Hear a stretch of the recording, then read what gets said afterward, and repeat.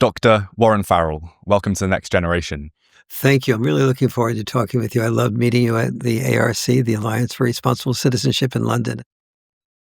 What is the male self-worth paradox? Well, actually, it's not so much a male self-worth paradox anymore. Men's self-worth is decreasing increasingly.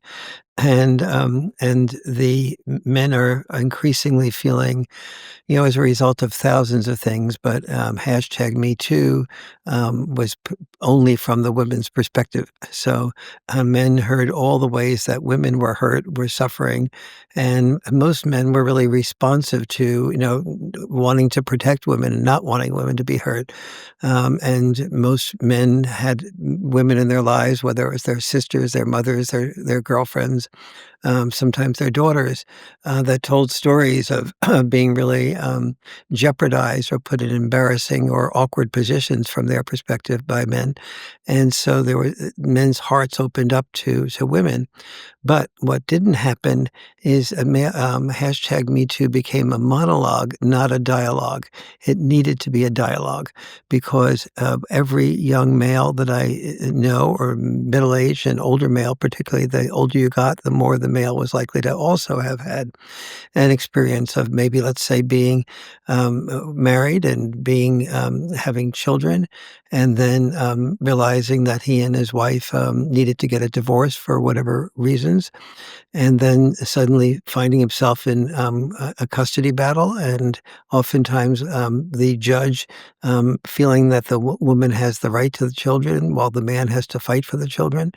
And so the man oftentimes lost his wife and his children in the custody battle, and was depleted of money, depleted of a sense of purpose, depleted of love, and often was lonely and isolated. And it's one of the reasons why men are 8 times as likely during custody battles to commit suicide than their female counterparts in those custody battles.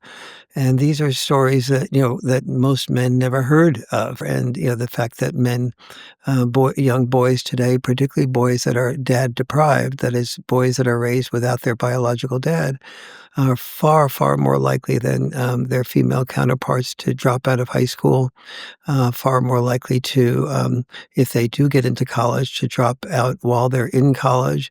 And so females today are about 60%, a little bit more than 60% of the female college graduates, and whereas boys are about 40% of the female college graduate, and that has been going up year after year. So it's predicted that pretty soon it'll be 2/3 of people who graduate from college will be women.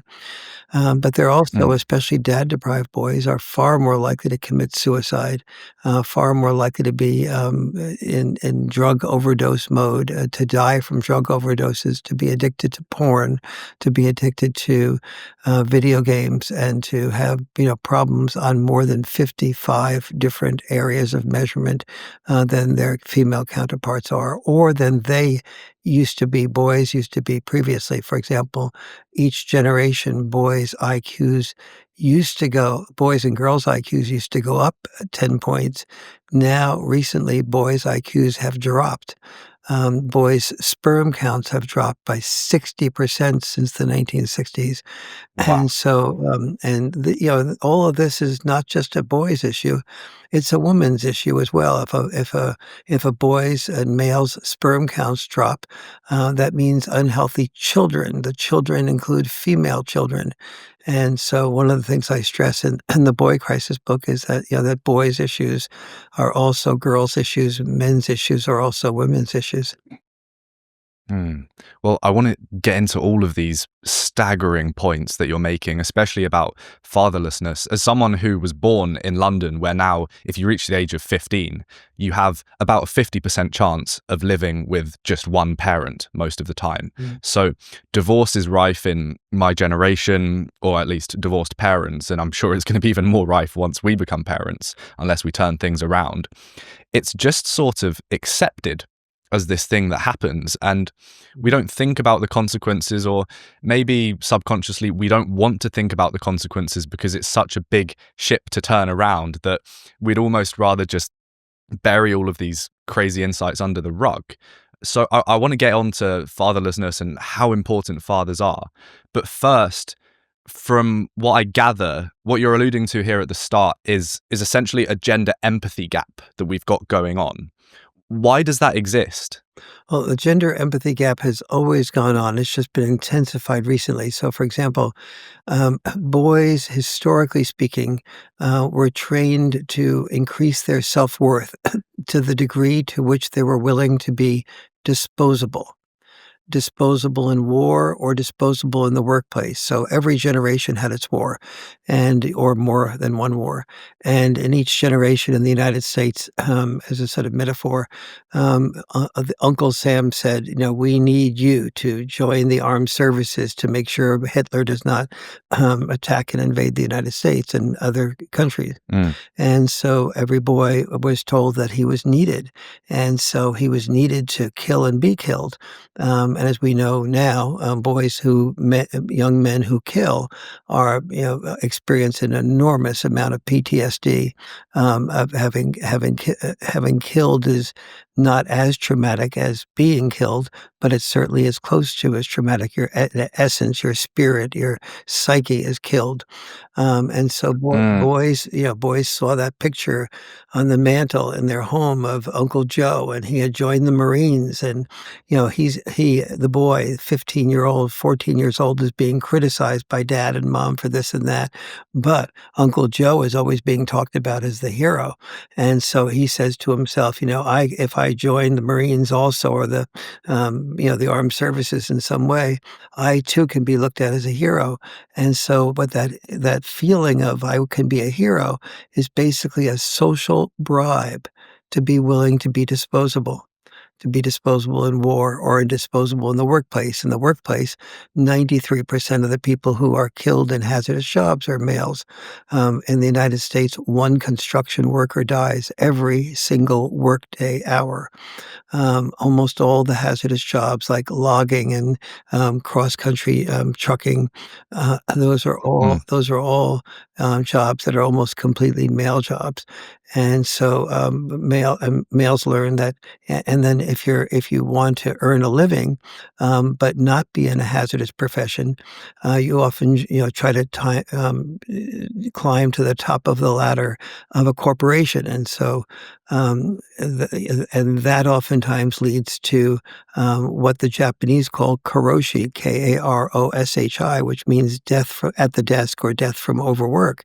And in Japan, they have a game called karoshi, and each person gets a karoshi figure.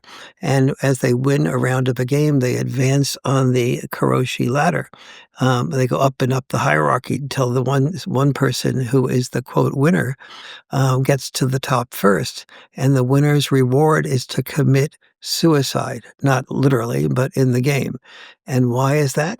Because he recognizes that what he's gotten to the top of is not the ladder of being a human being, but the ladder of being a human doing, and Mm. unbecoming a human being. And so the Japanese get this, but even though they get it, they still do it. And so these are some of the things that we have to re-examine. This is one of the reasons there's an empathy gap, because if you are a parent and you know that your life, that your country, that your life as a woman is going to be saved by that man being willing to be disposable, or your child being willing to be disposable, you have a tear in your heart about your child. On the one hand, you want him to be a hero and join the Marines, or go off and you're proud of him, or get to the top of a corporation and be proud of him. But on the other hand, you don't want him to die. Whereas for women, we want our daughters to be protected, and so there's 100% empathy for our daughters, and a mixture of empathy, even as we're persuading our boys proud of our boys for playing rugby or playing football or doing things that are likely to create a spinal cord injury or a brain damage for life. You talk about calling a man a hero when he dies in war so we may survive is not male privilege, but male sacrifice. Yes. It creates the male self-worth paradox. A boy learns to value himself by not valuing himself. You've also spoken about how a woman's role is natural and how a man's job is societal. How do you navigate between that whilst also trying to be a human being rather than a human doing, when maybe a man's societal role can partly consist of doing, especially with the risk of sounding like a bigot to some people in the audience? Men are generally stronger and bigger and more muscular, and their skeletal frames are bigger in size, so they're more tailored towards doing these physical jobs. How do you balance doing with being? Yes. Well, first of all, I think the right approach is to, offer the doing as an option, but be aware of the degree to which we create social bribes just for the doing, asking our boys and our girls to take advantage of the enormous privilege that we have to not have to just focus on survival, but to be able to ask Mm, ourselves, what do we wish to do? So, when I first started to realize that I had I think a gift for writing, or my parents thought I did, my father, warned me. This is, when I was in high school or college, I forget which. And my father said, I know you're a good writer, Warren, but just be aware that only one out of 100 writers ever find a publisher. And if you can't find a publisher, you'll never find a wife. And so and that was sort of the theme that, young boys who were following passions, whether it was a passion to become a writer, an artist, an actor, a musician, or an elementary school teacher. What we learned as boys is that was fine to pursue that type of passion, but women who saw that you were working as a musician or as a writer or as an artist, but as an actor you were basically being called waiter. Women didn't compete to marry waiters. They competed to marry those CEOs, or the men that were human doings. mm, And so mm, we've evolved into two different worlds now. The female world is, you go girl, you be what you want to be. You find your passion, you pursue it. mm, And oftentimes in the process, a woman who wants to be an artist or an actress or a writer or a musician will look for marrying a man who is a rock economically, and who can support her taking risks.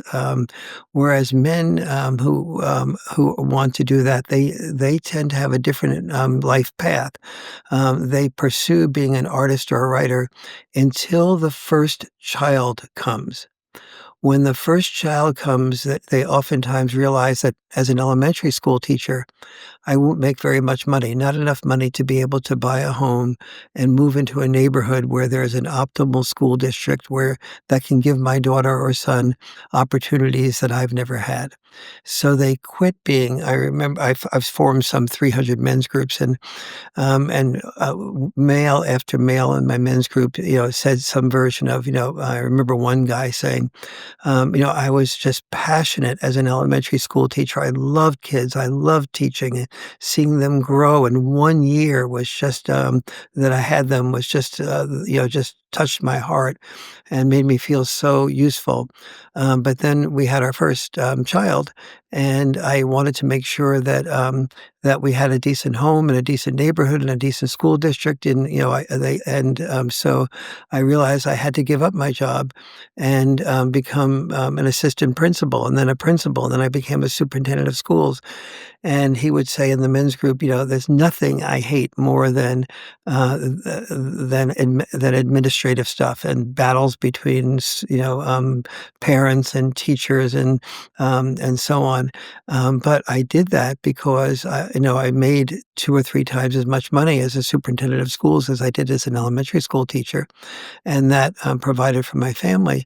But then I didn't like it when the feminist movement was saying, "Listen, even though men are the minority of people in elementary schools, they're the majority of people as superintendents and as principals, this just goes to show you that men dominate and they take over and they have power.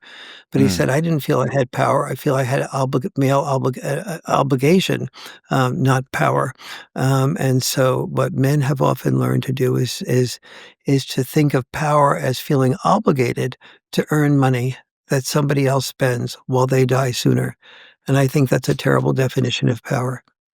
mm. You speak about how time trumps dime, and how there's this massive meta study of 63 different analyses, and they all concluded, or the majority concluded, that the quality of time was important, more important than the quantity of dime.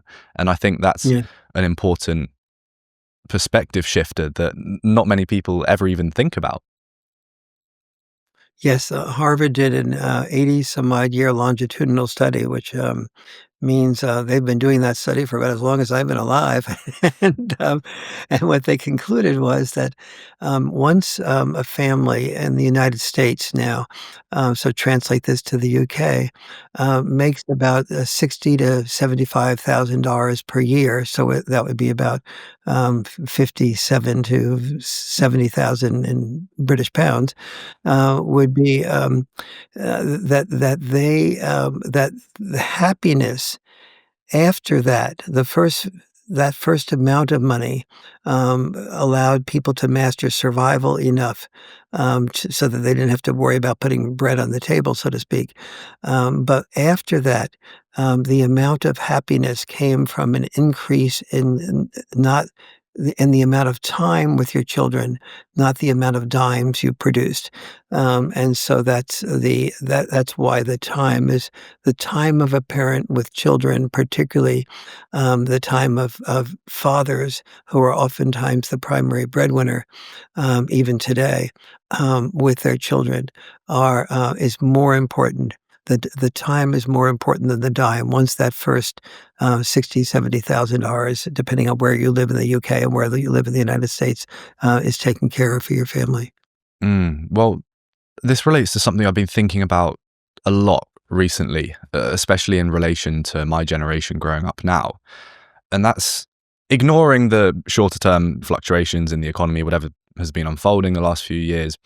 If you look at the bigger picture, which is so important to do, in the last century, objectively, our lives are so much freer, so much better. We've had the Civil Rights Act in 1964. We've got access to water and food, and we've got AC and we've got heating.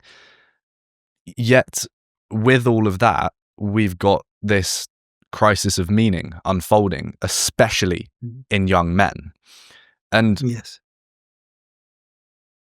I think this is a very subjective thing to even discuss. But my take on this is that you reach a certain point, and this is backed by what you're saying, you reach a certain point of material comfort where you're no longer worried about the basics to survive. And then, I guess, reminiscent to something like the Maslow's hierarchy of needs or whatever, you unlock these other things that you can finally think about. And that's what we've done. We've sort of used a battering ram to batter down this gate of purpose. And when we're not distracted by chasing survival and getting our purpose from that, we're able to think about things like the meaning of life and why we really are here. So Yes.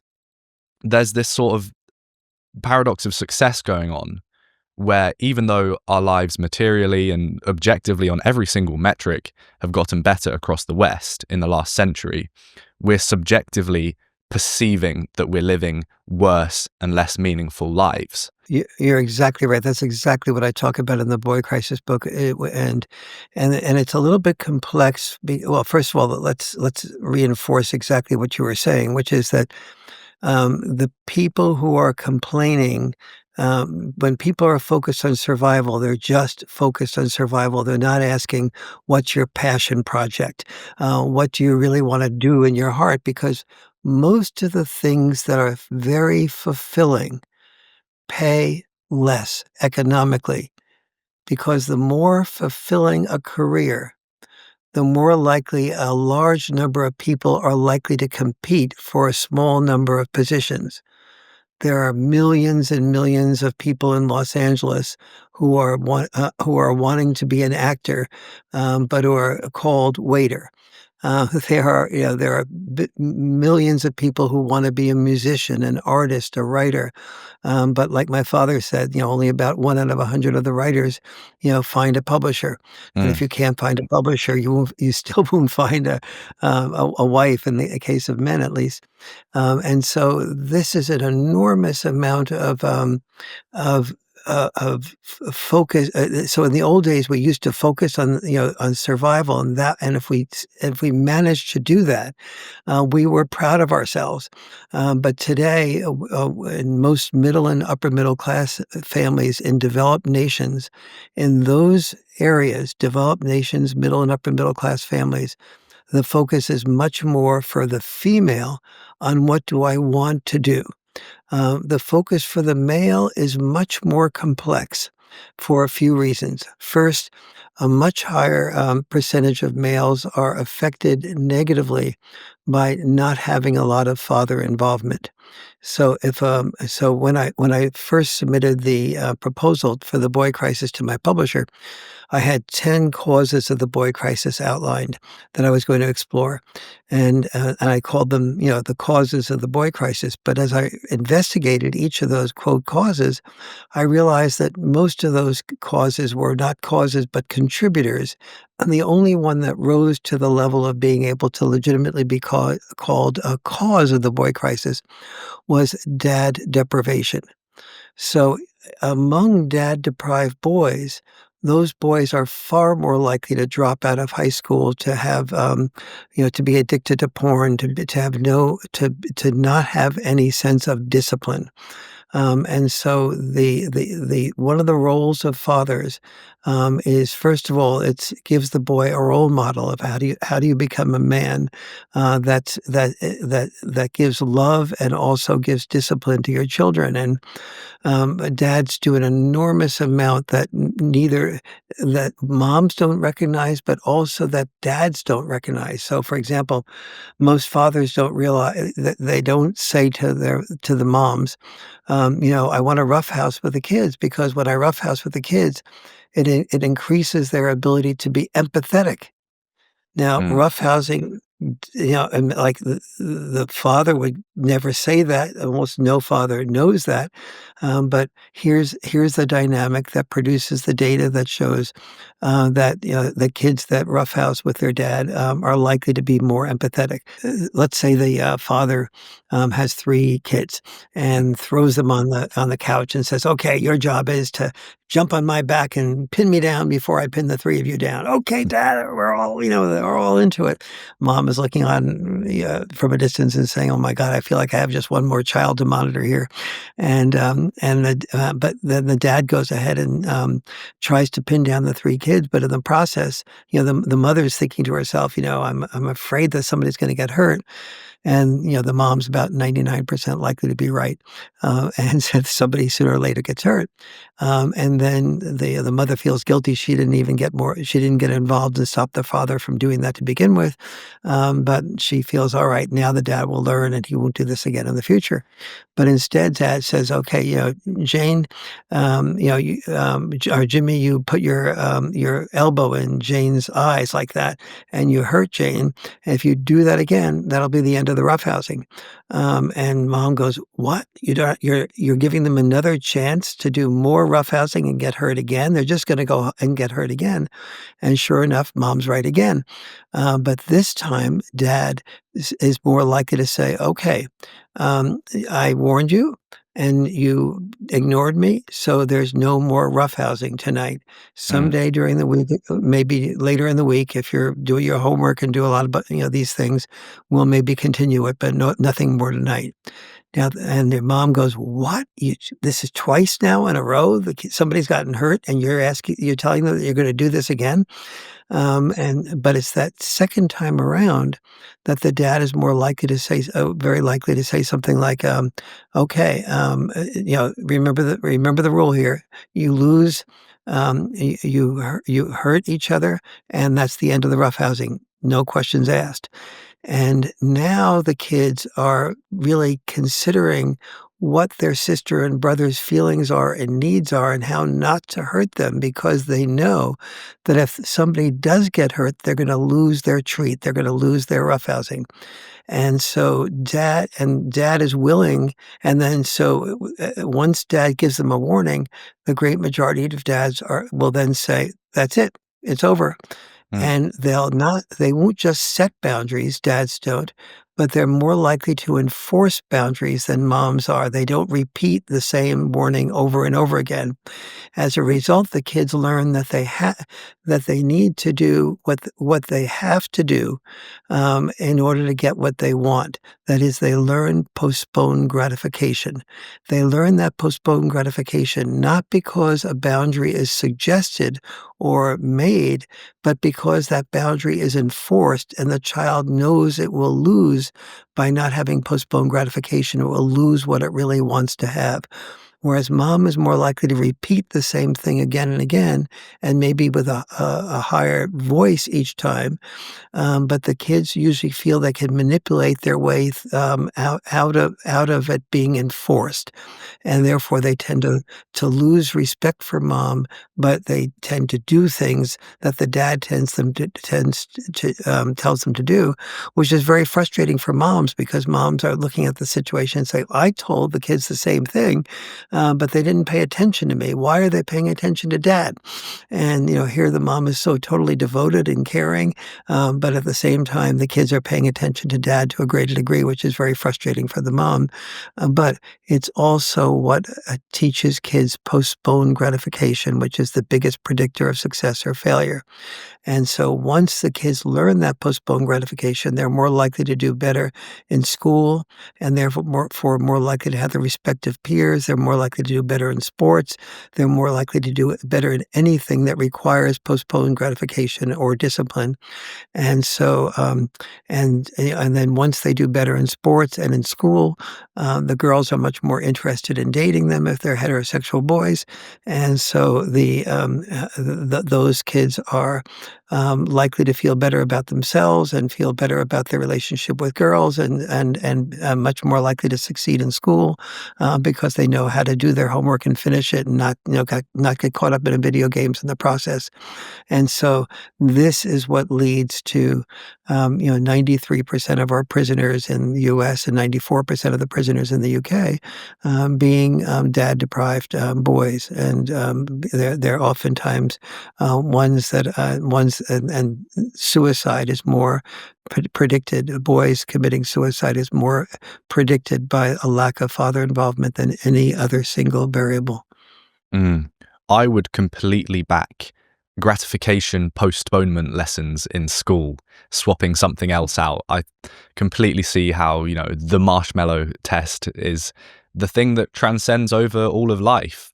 And Yes. it sounds like this fancy, inaccessible term, but actually, really, all delayed gratification is the ability to grapple with your emotions and your animal instincts that we've evolved to have for survival, and to be able to see the bigger picture always. That's all it Yes. is. And when you put it that way, it's obvious why it is so important. I want to stick on this before we go into more of the reasons why fathers are so essential. You say, for both sexes, it can no longer be said that biology is destiny. Biology is potential for adaptability. I can imagine a lot of people watching this now who are averse to what you're saying, and they've heard your name floating around somewhere and think that you're a dodgy character based off of one news headline they read or whatever. Probably not even a news headline, something on Blue Sky. Um, they can hear all of these things about the role of fathers and think that what you're doing is exactly what you said we're not in a position to do, which is map on destiny to men and map on destiny to women.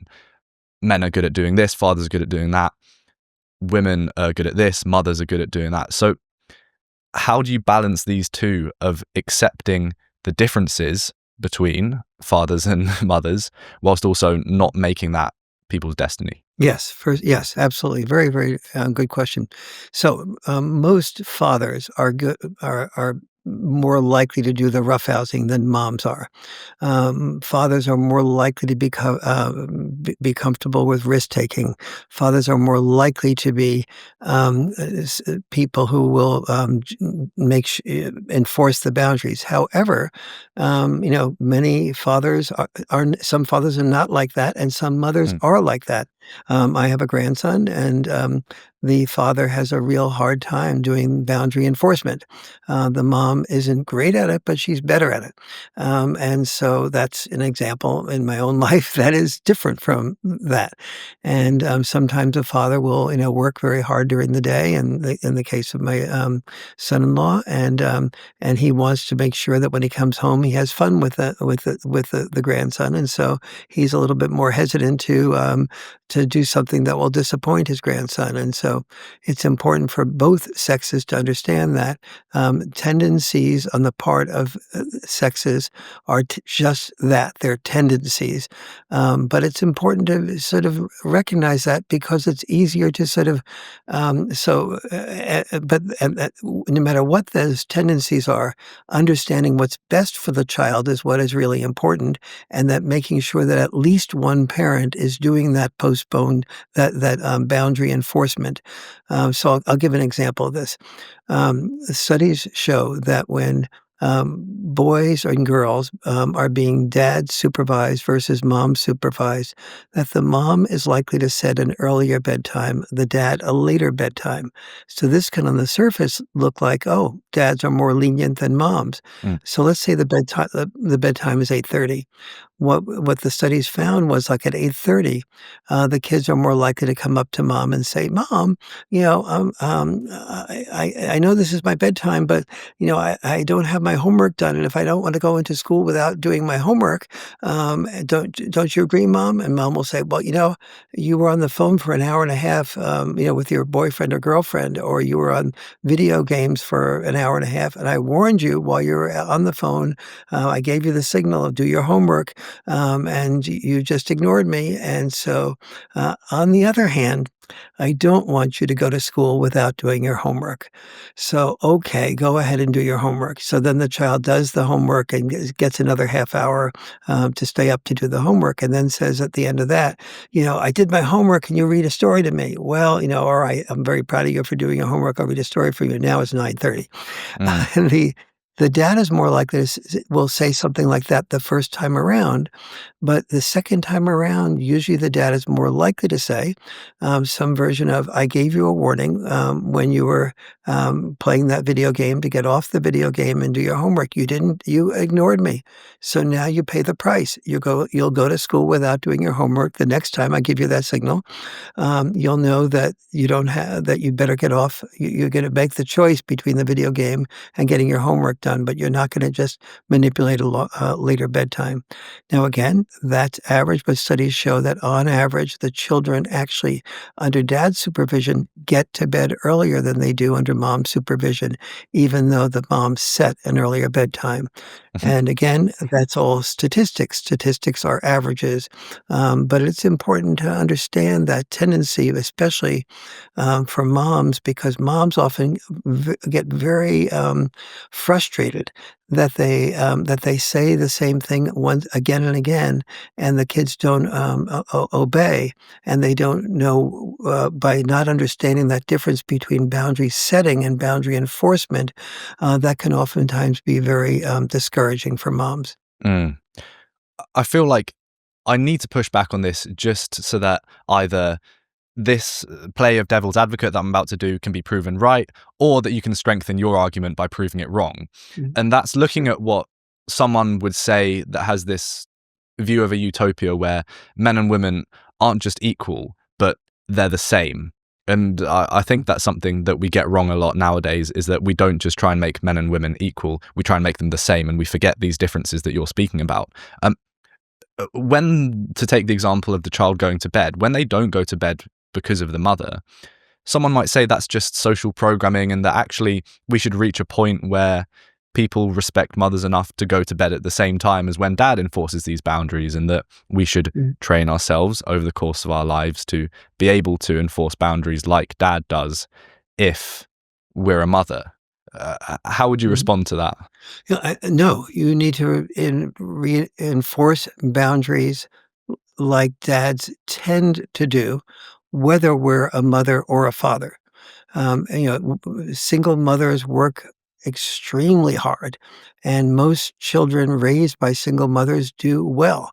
And so, but among the children that don't do well, are oftentimes children where the single mother is so exhausted and overwhelmed from oftentimes doing her job outside the home and doing the job inside the home, that she doesn't enforce the boundaries as well as she might wish to herself. And so we just need to know that boundary enforcement is extremely important and healthy to children. It doesn't make any difference whether you're a dad or a mom. You need to know that. The fact that the dads tend to do that more than moms, that just is, that doesn't really, we don't care whether moms as a rule are biologically programmed to do it differently than dads. Just know that the boundary enforcement is important. And whatever your personal orientation toward that is, then pay attention to the importance of postponed gratification that emanates from that boundary enforcement. And also know that that children, boys in particular, that don't have dads participating in their life, they're much more likely to feel that they don't have a role model of what it takes to be a man. Mm, And that boys are, on average, more likely to repress their feelings than express their feelings. And when a boy has, as a mother, only him coming up to his mom and talking to his mom about the fact that I just masturbated and something happened with me, is not something that boys are that comfortable doing with their mom, not sometimes even comfortable doing that with their dad. But the girl is more likely to be able to come up to mom and express her feelings about just, "Oh my god, I'm bleeding down there." And mom will know what she's talking about and be able to walk her through it. And so, when boys and girls look in the mirror and girls have, role models of who they are as a girl before them as in the face of their mom, and boys don't have a role model of what it's like to be a man. And what it's like to be a man ideally should be whatever you choose to be, and whether that's straight, gay, trans, or not. But as long as you're not making a decision to be trans when you're 8, 9, 10 years of age, when that may be more based on a need to get attention than on real something that's really going on inside of you. So there's no absolute destiny for men or for women. The enormous, wonderful thing about our time is that we have no need to program men one way and women the other way. But the fact that we don't need to do that doesn't mean that the the epigenetic influence of men being disposable in war and in the workplace for years after years, decades, millennia, and look in the animal kingdom and you see these differences between males and females also. So don't put expectations on oneself that one will be completely without without the inside of you being a little bit more prone in one direction than the other for most people, and also be open, accepting, and loving toward people who are the opposite of the normal male female um, trajectory. mm. Boys are behind at every stage of education. We're now moving to an economy based on more of a mental model than physical model in terms of labor. And girls in the UK, 16 to 24, are now out earning men. Can you see any of these traditional roles like boundary enforcement, the attitude towards them actually flipping to being a feminine trait rather than a masculine trait if all of this continues? Um, Parenting wise, that's probably somewhat true, but it's not. It doesn't. It When a man and woman become parents, We aren't making good use of men as potential parents. So many women say to me things like, "Yeah, I'm really resentful that a man can be a have-it-all man and a woman can't be a have-it-all woman." By have-it-all, she defines that as I want to break through glass ceilings. I want to have a really powerful career. I also want to have a family. I want to have well-raised children. Guys can do that. Many feminists complain. Women can't. And I say that's completely inaccurate. Here's why. A woman can look around, and a woman who wants to be a have-it-all woman just needs to look for a man who is not oriented toward being a provider protector, but is more oriented toward being a nurturer connector. Mm, And so women oftentimes when they earn well still look around for men who earn as much or more in order to respect them. And if two people are very oriented toward career, that leaves 0 people to be a full-time parent. So what we need to do in terms of reversing, we need to be open to making roles more fluid by asking women who want to be have-it-all women to search out a different type of guy. When you go to a party, instead of hearing from your woman friend that this guy is a doctor or a lawyer or this guy's a CEO or head of a tech company, look for the guy who is listening to a woman that he's talking to rather than talking to her or talking down on her. And then instead of waiting for that guy to come up to you, you go up to that guy. And if you flirt with each other and have a sort of connection with each other, and he doesn't ask you out, you ask him out. And you call him up and you propose that maybe you go to some place that you find out what he likes and go take him out to a restaurant and then because the type of guy who's a nurturer connector, as opposed to that provider protector type, is less likely to do that. So if you want that type of guy, select for the values, the traits, the body language that you see is connected to a nurturer connector type of man, and then consider marrying him. He'll be much more open to raising children full time, mm, as long with one major condition. If you respect him for doing that. When a man senses that you don't respect him for taking care of the children full time, he will sense that, and he knows intuitively that no woman can love a man she doesn't respect.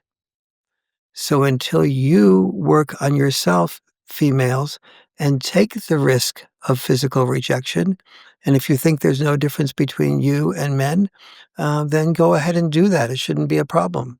You'll find that it is very challenging to risk rejection, especially when it comes to the sexual level. But if you want to be a have-it-all woman, seek out this type of man. Take the risks of rejection, look inside of yourself and get the courage to do that. And you will be able to find a man who is comfortable with taking care of the children full time as long as you respect him. And you'll have well raised children. The truth is that most women, even women who are very successful in business, still make a special effort to come home for their children's birthday or their children's first, play that they do or something along those lines. mm, They tend to take jobs that give them some flexibility to do that, or at least just take that flexibility on their own. And so there's an enormous potential for variation in the gender roles. I'm a 100% supporter of variation in gender roles, but one of the things we haven't done is varied them enough in terms of especially most women who get married still marry men who they think will eventually earn as much or more than they will. and are sometimes disappointed if they don't. And particularly in an era where men are not, not performing, especially men who are dad deprived, are not Mm. performing that well. Many of these men who are raised by moms predominantly are sensitive men, are caring men. They're not producer men, but these men can be very good at taking care of your children, and your desire for roles to be more flexible Mm. require your adapting, mom, as well as dad adapting. I really want to speak to you about this and the male connection with their feelings and being able to be more sensitive, because Mhm. it's something that's suppressed a lot. And you speak about this in The Boy Crisis, how our sons are 62% more likely to be readmitted to hospital because we don't take the advice of the doctors. Instead, we try and tough out an injury because it feels masculine. We feel like a hero. And I feel like it's the same thing with emotions. We don't learn to feel our feelings because that's perceived as a lack of masculinity, when really we should be integrating our feelings into our everyday lives. And I think that's the most masculine or positive thing you can do. Talk to me more about that. Yes, in the Boy Crisis book, I have a major part of that book called Heroic Intelligence versus Health Intelligence, Mm. and saying exactly what you're talking about. And here's why it's developed that way. Historically speaking, let's say you know that there's that war, that generations war coming up, and you want to be able to fight in that war. So you go to boot camp, and at boot camp, the sergeant says some type of comment that's really anti-Semitic, and let's say you're Jewish, and you say, "Officer, sir, I very respectfully want to say that that was an anti-Semitic comment, and I really am Jewish, and I really don't like that." The response of the officer will be something like, "Oh, isn't that so sweet? He's Jewish and he's really offended by this little comment. Why don't you do 20 push-ups? And if you have that problem again, you can do 40 push-ups. Guys, isn't that so sweet that this little Jewish boy has a problem with the things like being called anti-Semitic?" Now, what's the purpose of that, Sergeant? Why is he doing something so completely anti-Semitic and also, insensitive? He's doing that because he knows that he has to train each of these boys to be disposable, that that is Mm. that it's a war machine that he is creating, and this war machine does not work well with squeaky wheels.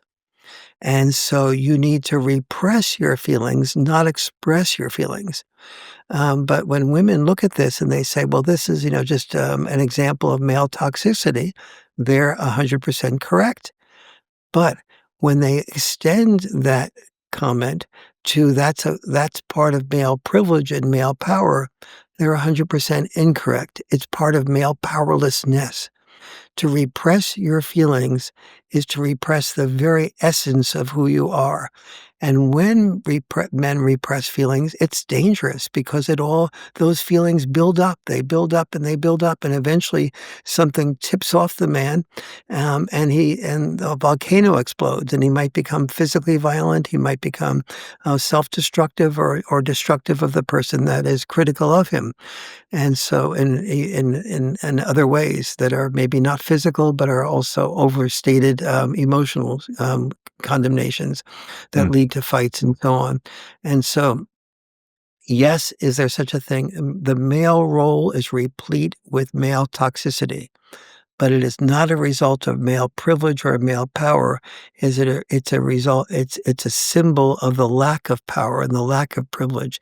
Privilege and power is about being able to be in touch with your health intelligence as well as your some heroic intelligence. And I'd say that that toxicity occurs not because of an abundance of masculinity, but a lack of masculinity as well.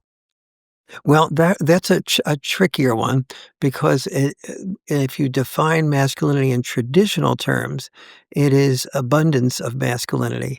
If you define if you define masculinity in the terms that I would like to see it be, which is Mm. that it incorporates health intelligence and emotional intelligence, then that is not a symbol of real masculinity. That's of such a good point. or what I would like to be the future of masculinity. Yes, that's such a good point, and such an important one. What I find so fascinating about all of these things is that the reason for them is long in the past now. I mean, in the UK, there was this potential for us to be enlisted back into the military and do military service at a young age, and people are Mhm, absolutely not. This is a violation on our freedoms. We could never imagine doing that. And most people my age, at least in the West, couldn't even imagine what war is like. And I think mhm, that's leading to a lot of issues. Not that I'd wish war upon us to solve them. mhm, Um, but the point is, a lot of these things impacting us and the way we view ourselves, say as men, if we're talking now as two men, um, mhm, they're not directly visible to us now. They're deeper rooted in our culture. And that's what's so magical about culture, but also so difficult, is that it consists of all of these things that have happened over generations. And some of them are invisible, some of them are more quantifiable. So I think to be optimistic and take the white pill on all of this, we're at such a pivotal point at the moment because we can really uproot all of these issues, work out where they come from, and try and change them because we don't have to rely on them anymore. We don't have to be disposable anymore.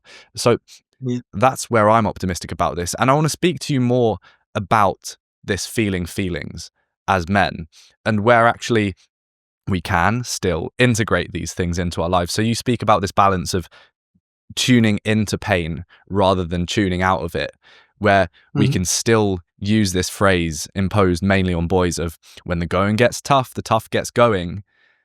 mhm. Talk to me more about that.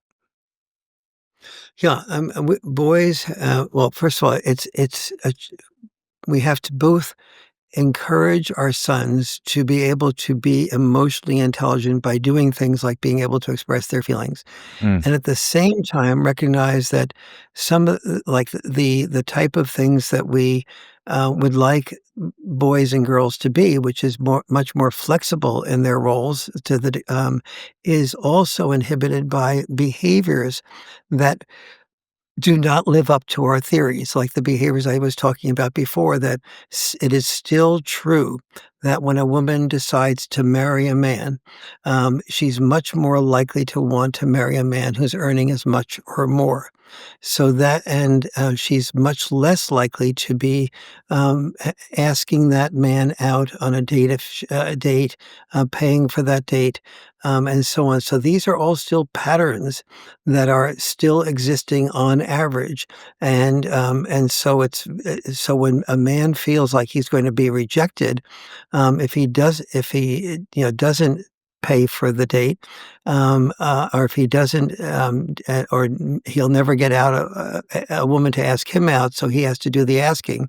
mm, These are things that reinforce the traditional male role, even as we're saying we shouldn't have to do the traditional male role.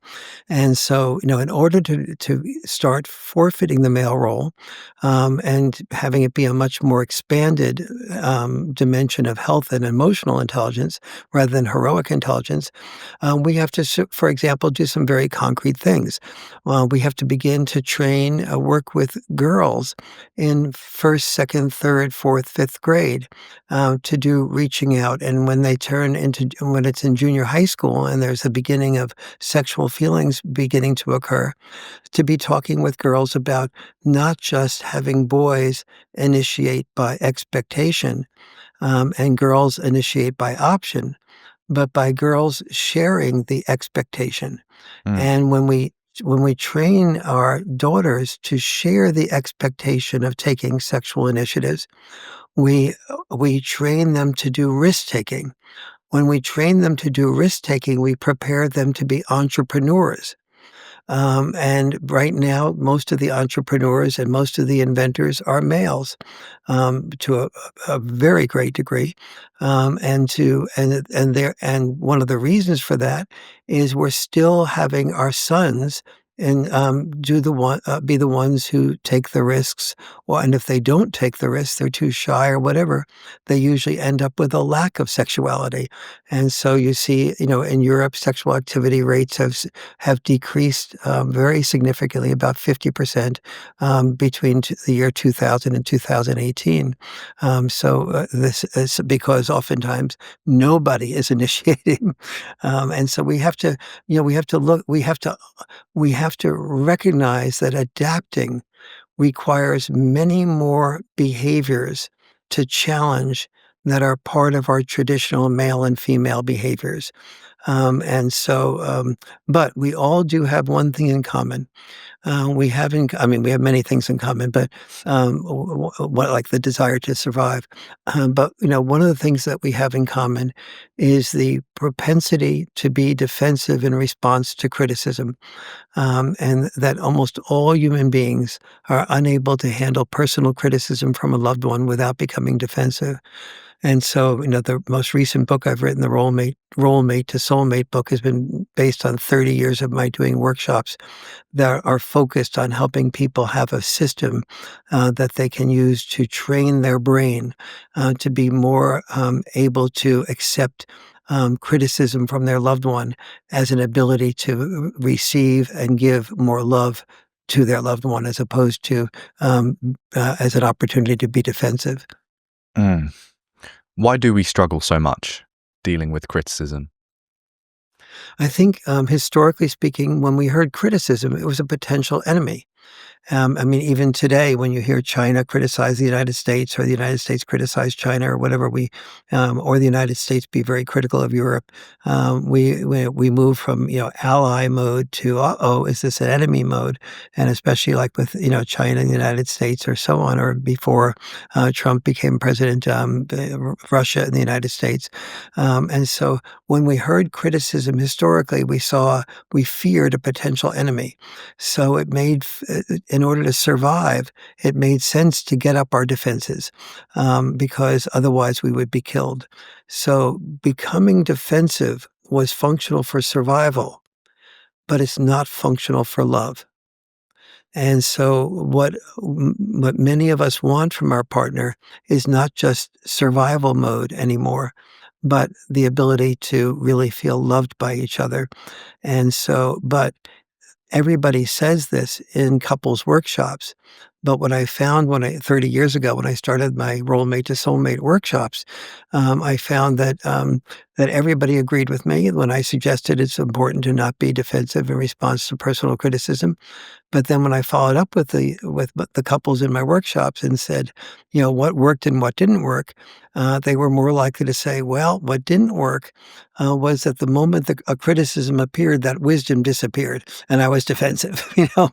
And so I realized I had a job in my hand, and that job was to create a system that retrained the brain of each person in a loving relationship to be able to not only not be defensive, but to actually emotionally associate being criticized with an opportunity to be more deeply loved.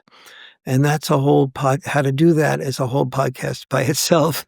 But that's the core of that's one of the 7 major cores of the Role Mate to Soulmate book. Mm.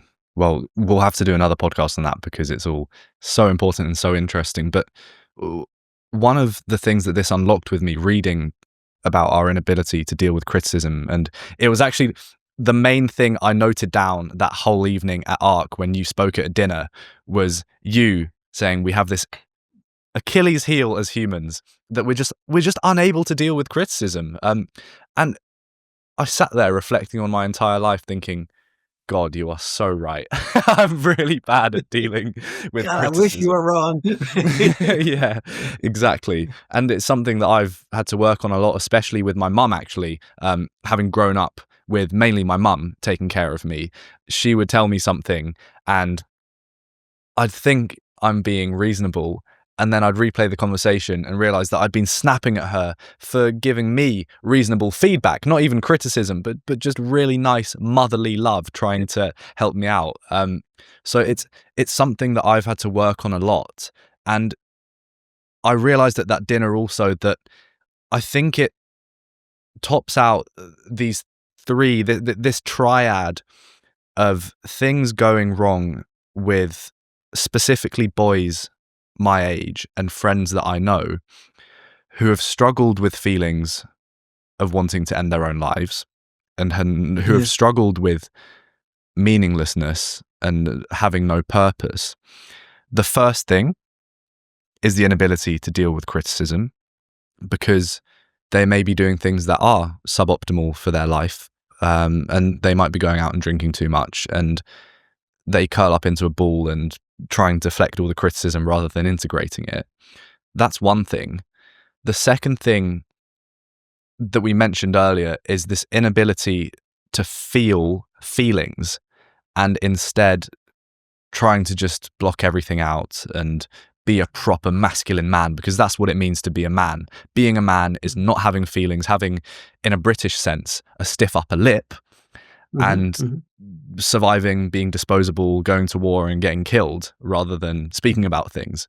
So that's the second thing. And then the third thing is risk aversion. And I think all three of these are linked together and they all feed off of each other in this negative feedback loop. So we've got the inability to take risks, we've got the inability to feel feelings, and we've got the inability to handle criticism. I think all of these are wrapped up in what we think society expects of us versus what society would actually prefer us to do. Yes. Yeah, I think certainly the inability, to express feelings is very much, still part of what men learn to do is to keep their feelings to themselves. That usually when they express what their feelings, what they often feel, particularly heterosexual men, is that Mm, they feel that the female will, especially if those feelings involve any criticism of the woman that we love, their experience is that that woman will withdraw emotionally or withdraw sexually, and they will have to sort of they'll pay a bigger price for it than it was worth. So therefore, shut mhm, up. And that's one of the reasons why it's so important for people to learn how to be able to handle criticism without becoming defensive, and understand that usually the person giving that criticism doesn't perceive herself or himself as giving criticism. They perceive themselves as giving a good mommy suggestion, a good to expressing a concern, to being caring about something being better in the relationship. The person hearing that caring, that concern, experiences it, like you talked about with your mom, as criticism. Criticism is far more um, common to be felt from the receiving end than it is to be recognized as criticism from the giving end. But now the risk aversion is true among boys raised by moms, predominantly. Boys raised by dads and girls raised by dads are more usually comfortable with taking risks because the fathers are usually more comfortable with having them take risks. And mm. when both a mother, for example, a child will go up to a dad and say, "Dad, can I climb the tree in the backyard?" And dad will say, "Well, yeah, okay, be careful. You're a little young, but just be very careful. You don't go too high or whatever." And, mom, if he had approached the mom would be more likely to say, "Sweetie, maybe in a few years you can climb that tree, but right now you're too young and it's too dangerous, and that tree is there's a lot of dangerous aspects to the tree." So let's say the kid, goes to mom first, gets the no, and then decides to go to dad and gets a sort of qualified yes, and then runs out and climbs the tree. And then the mom looks out the window and says, "Wait a minute, I told you you couldn't climb the tree." "Well, dad said I could." And so dad and mom get into a thing about it. And so one of the things that's really important and that I train couples to do, and also that I talk a lot about in the Boy Crisis book, is to not just have male parenting and female parenting, but to recognize the value of both parenting tendencies, styles, which are sometimes reversed, and then to negotiate the difference in what I call checks and balance parenting. So applying that to this request on the part of the child to climb the tree, checks and balance parenting might look something like this. Mom says, yeah, that tree is too dangerous. Why are you letting the kid climb the tree? Dad says, well, first of all, dad has done his homework, and he explains to mom, it increases a child's IQ to be able to climb a tree and take risks. And in increases a child's IQ to take risks? Yes, the child has to sort of decide what's dangerous, what's not dangerous, and constantly be using that part of the brain that's assessing what's dangerous and not dangerous, and that increases a child's IQ. This is not just a theory of the dad talking, this is data-based. And Mm. mom goes, "Well, oh, yeah, all right, but on the other hand, if the child dies, it doesn't make any difference how smart he or she is. If they fall out of the tree, mom's got a point." So they maybe do checks and balance parenting that might look something like this. Okay, let the child climb the tree, but only up to a certain point and not above that point. And those branches, those new branches that are right there, are too fragile. So no going on those new branches. And I'm okay with this if you stand under the tree while, Jimmy or Jane are climbing the tree. So in case they fall, that you can catch them, or at least, sort of inhibit that fall from being straight onto the ground and then really having a serious injury. Dad says, "Okay," and mom says, "Well, one more condition. Let me have your iPhone so you don't get, preoccupied with that rather than, paying attention to the daughter or son." So now the son or daughter has gotten the best of both worlds. They have the practice of being able to decide what's dangerous and what isn't. That has increased their IQ and increased their ability to assess risks. And so those are the types of, one of the values of both parents being involved in the parenting process. And even when the parents are two females or two males, there's a tendency for one to be more risk averse and the other one more risk okay than the other one. And Mm. knowing how to do checks and balance parenting is a really important part of both the Boy Crisis and the Role Mate to Soulmate books. Mm. I want to finish more on fatherlessness and go even deeper, even more into why fathers are so essential, and we need to know that. But just to linger on this for the final time, because I really think you're one of the most powerful forces to put a message out there on this and counter this. What is the case for expressing feelings and feeling feelings as a man? You don't create an internal volcano that causes ulcers, stress, makes anger much more that you haven't. When we feel able to express feelings, and someone is able to just listen to us express them, it's like we're a pitcher of venom or poison that is having a chance to have somebody who loves us listen to us, and we can pour all that out. What both sexes need, straight or gay, is somebody that they love to just be able to listen without interrupting them, and be able to be there empathetically for them, to let them know what they've heard, to let them know that, to ask the question, "Did I distort anything? And did I miss anything? Is there anything else you want to add?" And to know that it's a safe space to be able to do that. When we do that, people who have a partner that can do that for them and with them, find themselves much more at peace, much less stress, much less likely to have anger build up inside of them, much less likely. Can you imagine domestic violence, for example? Can you imagine Mm. somebody sort of making a point that's critical of you, and saying, and then somebody argues with that point, and then you escalate it and make that argument stronger, and the escalation goes up, and before you know it, somebody loses it, and boom, hits the other person. That comes from not being listened to. But can you imagine somebody saying, I feel like, you don't put the dishes in the sink, and that really makes the room a mess. And the person's listening to it and says, "Oh, wow, I don't really want to make the room a mess. I really want it to be the way you want it to be. I'm sorry about that. I'll really be more careful about putting the dishes in the sink." Can you imagine the person who makes that comment hitting the other person? It's like, "Oh, thank you. That's really nice. You've really heard me." When we listen to people, when the person who feels listened to is much less likely to get angry, and to participate in domestic violence. Probably, if you're really listened to well, the chances of being violent in response to that are probably about zero. Mm. And to seal this segment off, for anyone that's still watching who's maybe around my age and doesn't care about any of that, or at least it's so far ahead in the future that they just think it's irrelevant. Even just from a traditional status chasing perspective of wanting to be this archetypal masculine man, expressing your feelings is a hard thing to do, a bloody hard thing to do. And it takes a lot of bravery to express your feelings. Mm. And you should challenge yourself to be brave and do that.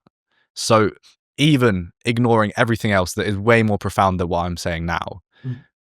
being able to express your feelings is a brave thing to do, and you should be able to do it. And before you learn to express your feelings, learn to listen to other people whose feelings are being expressed to you in a critical way. And when you learn that skill, you'll also have more capacity to express feelings in a way that's loving and constructive, rather than overly critical and overly destructive. That's likely to alienate the person rather than bring them closer to you. Mm. You had an encounter with someone pretty famous, and you're at a book signing, if I'm correct, when this happened. Was it No, your book signing? no, I think I know what you're talking about, and the Yes. I don't want to give the game yeah, away, you're but right, I'd love exactly. for you to So tell this the story. experience was, I had just come back from my first book tour, and I had, Okay, book tour. and Sorry. part of what I was doing around the country was forming men's groups. And so everywhere I would go, I would form a men's group and a women's group, and I'd have people in the audience sign something that with a pen. For Gen Z people, a pen is something that has these ink that comes out. And on these yellow pads, and so I'd have, maybe Sounds like a broken Apple pen to yeah, me. yeah, there we So go. stuff's coming out of it. Right, and, so and then at the end of the evening where I was speaking, I would form, men's groups and women's groups, and so, I lived in New York at the time, and so, I was writing for Ms. Magazine, which was a feminist publication, a lot, and they were having a party, and this guy comes up to me at the party and says, "Are you Warren Farrell?" And I said, "Yes." And he goes, "Well, I joined a men's group that you formed, and it changed my life." And I said, "Oh, how so?" And I said, "Is it for the good or for worse?" And he said, "Oh, no, really for the good." And I said, "Well, how so?" And he said, "Well, you trained the men's group. My situation was I would work with the men's group, train it on a number of things and how to sustain itself and how to be effective and how to be positive. And then I would leave the men's group. I would, not be involved. And so I'd done this in New York City with a men's group, and that this guy had joined. And he said, "Well, one of the things you asked the men's group to do is to ask the question of each other, what's the biggest hole in your heart?" And I thought it was kind of silly, but when it got around to me, I sort of just beside myself, I blurted out that the biggest hole in my heart was that I had been so focused on my business that I had lost contact with my wife and my son, and we eventually got a divorce, and I rarely see either one of them. And he said, and it's affecting me now because I've gotten remarried, and I have and my wife is pregnant, and we just found out that it's going to be a son, and I don't want to repeat the whole process over again.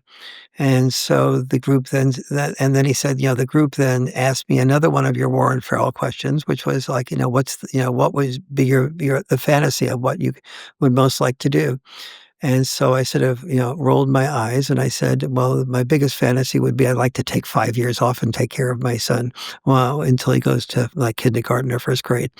And so, and then I said, and so the group said to me, well, why don't you ask your wife if she's okay with you doing that? And he said, I rolled my eyes again and I said, all right, but I committed to the group that I would ask my wife, and I did. And she said, yeah, John, do whatever you want to do. That's fine. You've earned the ability. We can afford for you to do that. And so he said, so he came back. He said, I came back to the group, but I told them that, and they said, "Well, great, you're going to take off the first 5 years and take care of your son, the new son." And he said, "You must be kidding." That was just I did that because you told me to ask my wife, and so I did that. But I have a business to run. I have contracts. They're legal contracts. This is ridiculous. I can't take 5 years off. And he said, then the group asked me a really big question. They said, do you own the business or does the business own you?" And he said, whoa.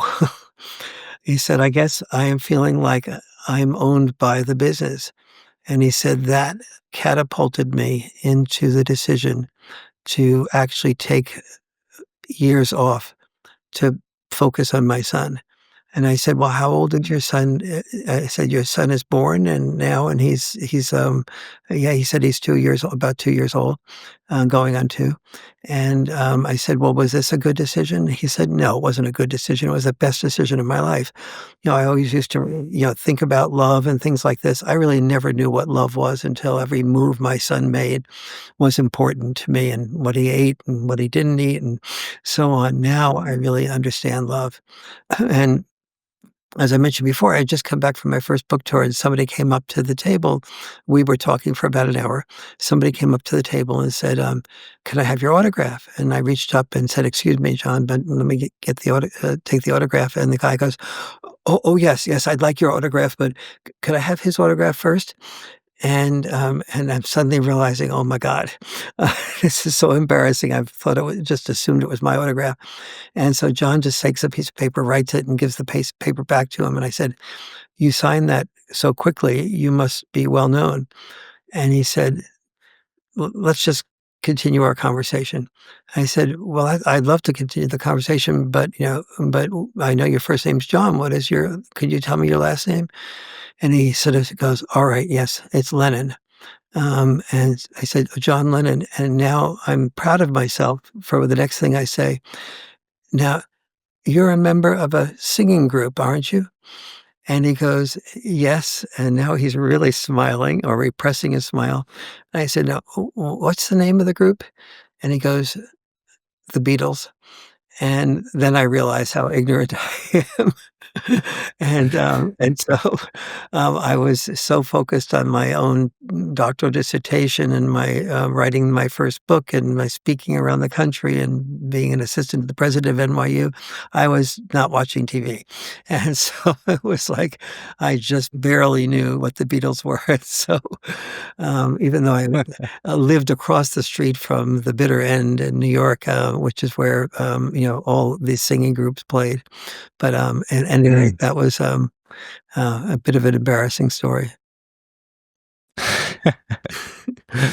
Such an amazing story, and I love that you didn't quite know until he said the Beatles, and then Yeah, you couldn't have not known that. yes, yes, even I knew that. Warren, you're such a titan of this space, but transcending all of the podcast space and the book space and whatever male feminism, female feminism. I really, really respect you as a person, and Yeah, reading your books and watching your talks in preparation for this, I would just describe it as a refreshing view on reality. And yeah, it's no more than that, no less than that. It's truly been life changing absorbing your content over the last few weeks. So I thank you for that. And I thought, in lieu of that, I'd finish with a slightly different question to what we've been speaking about today, and that's asking you who the most impressive person you've ever met is. Whoa, let's see. I have a very strong respect for Barack Obama. I have met Bill Clinton. I have a very strong respect for him in most ways. And so probably among the people I've met that I've gotten to know a little bit would be John Lennon or Bill Clinton. Mm. And I didn't ask this question to try and get a flashy answer from you about the most famous person, but because I think it shows what a person values in a person. And I really value what you value and what you've been working towards. So I really hope that people can unearth some of your older work and also keep on reading some of your newer work, because it's just amazing. And I think it's exactly what Gen Z need if we are to go in a direction of flourishing rather than a downhill trajectory. Thank you. And it's just been such a pleasure being interviewed by you. You're so bright, your ability to just focus in on some of the things that are the most important is really so refreshing. And your openness and your caring is just a wonderful gift to your generation. And ultimately, it will be to the world. I know you will become a very powerful influence in the world. Dr. Warren Farrell, where can people find more of your work? At warrenfarrell.com. And the Warren is like Warren Buffett with a lot less money. And the Farrell is Farrell. It's not like Will Ferrell with an E. Not that funny. And so it's yeah. And so it's warrenfarrell.com is the website. And then just the boy crisis, if you're a Gen Z person, that I think is really essential to read. And if you really want good communication, I think the Role Mate to Soulmate book is the other book I'd most recommend. And they're both in Audible form, of course.